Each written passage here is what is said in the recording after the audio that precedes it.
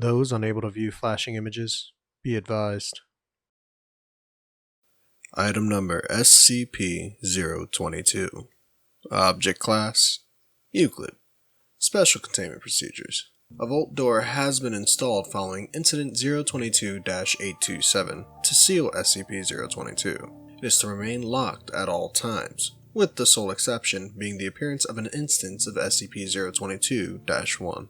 The original door to SCP-022 was destroyed during Incident 022-827, with attempts at replacement being met with failure.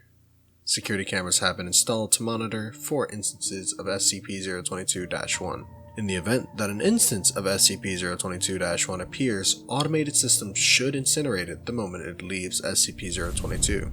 At this point, the vault door may be unlocked to admit cleanup crews. Should the automated systems fail to destroy the instance of SCP-022-1, response teams are cleared to enter and neutralize it.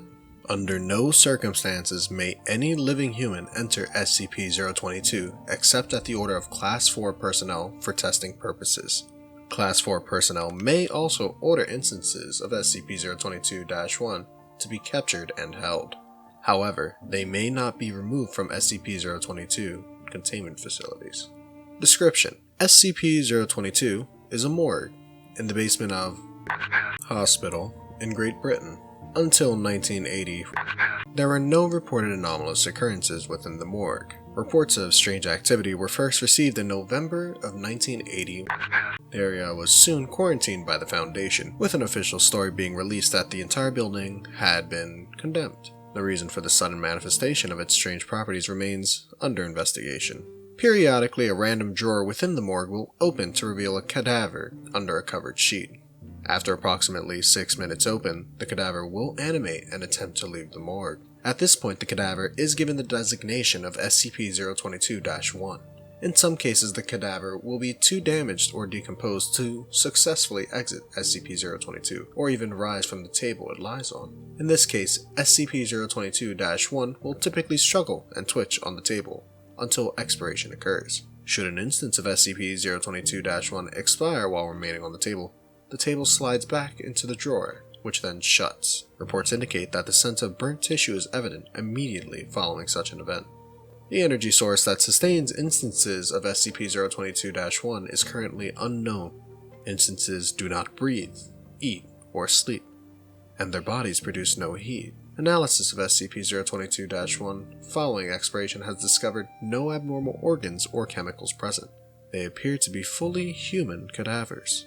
Instances also possess physical strength that exceeds that of normal humans. Though direct testing has proven problematic, researchers estimate the strength increased to be approximately 500 newtons or 112 pounds of lifting force greater than what one would expect of a human body sharing a similar condition. Analysis is underway to determine if this effect is connected to the unknown power source or if it is an entirely separate phenomenon. When body parts are severed from SCP-022-1, the portion with the greatest mass retains its effects. All other pieces become inert. Destruction of the head or brain does not neutralize SCP-022-1. Instead, the lower torso and limbs remain animate. Complete tissue destruction appears to be the only method of successfully terminating instances of SCP-022-1. Left alone, instances of SCP-022-1 will simply expire. All motion ceases, and they appear to become normal cadavers again. The amount of time this takes depends on how damaged the body is, and the rate of decomposition, and can take anywhere between 2 days and 3 weeks.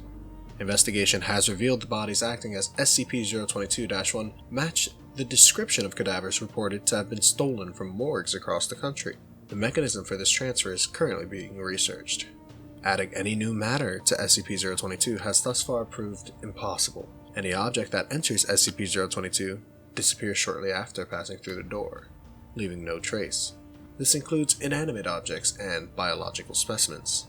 See Addendum 022-001 and 022-002. So long as an instance of SCP-022-1 possesses a functioning mouth, tongue, and trachea, it is able to communicate fully with researchers.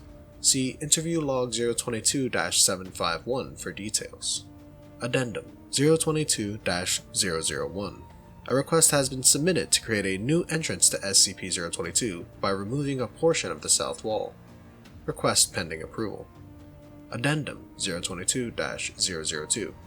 A pile of matter was discovered on the floor of the room directly above SCP-022. It appeared to contain all matter that had been sent into SCP-022, with the exception of humans.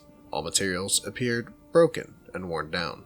Metallic components were covered in large amounts of rust, with all biological parts being in various stages of decomposition. Testing revealed that the time between inserting an object into SCP-022 and it reappearing above to be precisely 183 seconds. Humans who enter, however, do not appear in said pile.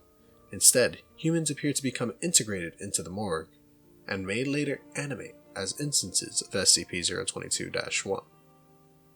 Interview Log 022-751. Each of the following interviews begin in much the same way. The instance of SCP-022-1 will typically be hysterical until Foundation personnel are able to calm or restrain them. These portions have been omitted. Date: March redacted. 1980 redacted. Interviewee: SCP-022-1-2. Interviewer: Dr. redacted.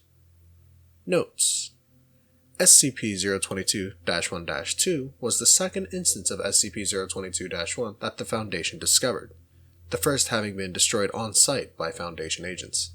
SCP-022-1-2 had the body of an Asian male, approximately 54 years old.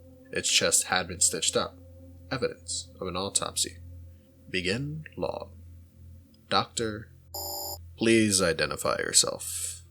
My name is John. What the hell is going on? That's what we're trying to figure out, John. How did you get to this state? I don't know. I was driving my car, coming home from... Never mind.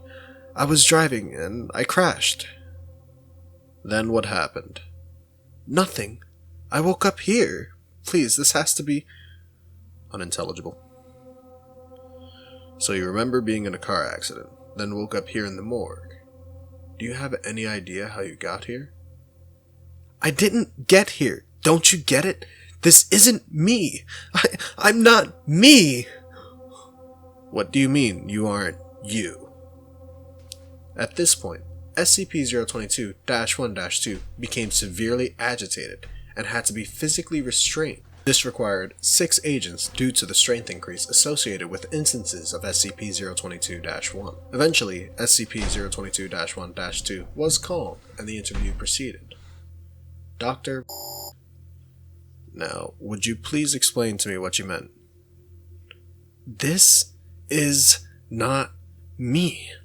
I saw my reflection in the steel. I'm not some old Asian fuck. This isn't me.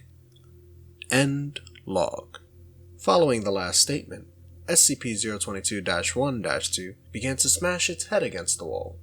Once further restrained, it began to scream unintelligibly for several hours before falling silent.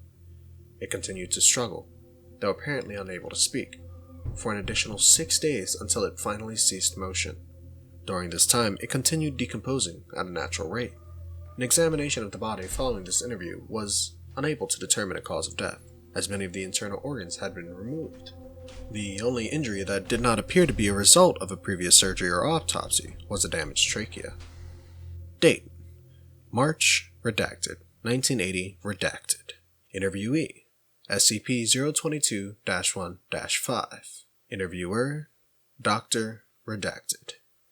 Notes: SCP-022-1-5, animated shortly after D5619, was sent into SCP-022 and subsequently disappeared. SCP-022-1-5 had the body of an approximately 12-year-old female, missing its right arm and a large portion of its torso. Following the incident with SCP-022-1-3, all instances of SCP-022-1 are physically restrained before being introduced to valuable personnel, with SCP-022-1-5 being no exception. Begin log. Doctor, please state your name. What did you bastards do to me? Please state your name. What the fuck did you do to me? We have done nothing to you. Now please state your name. You know who I fucking am. Refresh my memory then, please. I'm the guinea pig you just fucked up.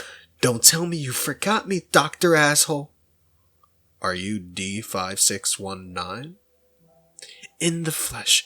And for your information, jackass, my name is... Now change me back, you son of a bitch. Change me fucking back! End log. At this point, Dr. asked SCP-022-1-5 several questions to verify its identity. Though its identity was confirmed to be that of D5619, no further useful information was gained from SCP-022-1-5. It was kept in a holding cell until expiring 2 days later. After 3 weeks, the body of D5619 animated as SCP-022-1-7. In a brief interview with SCP-022-1-7, it claimed to be an 89-year-old female. Well, I guess in the case of falling in there, the morgue the merrier.